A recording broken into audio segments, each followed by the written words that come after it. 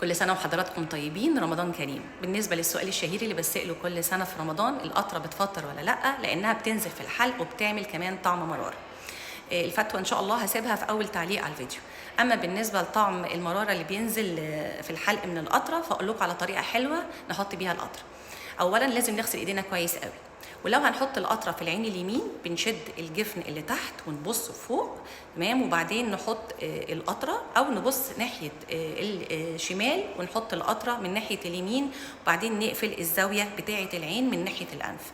ده هيقلل نزول القطرة في الحلق، وفي نفس الوقت هيقلل التوتر اللي بيحصل لما بنحط القطرة، ان غصب عن الناس اغلبهم يعني بيرمش وما بيقدرش ان هو يفتح عينه وهو بيحط القطرة. نفس النظام في العين الشمال، هنبص لفوق ونفتح الجفن اللي تحت، او نبص ناحية اليمين ونحط القطرة من ناحية الشمال ونقفل زاوية العين من ناحية الانف علشان نقلل نزول القطرة في الحلق.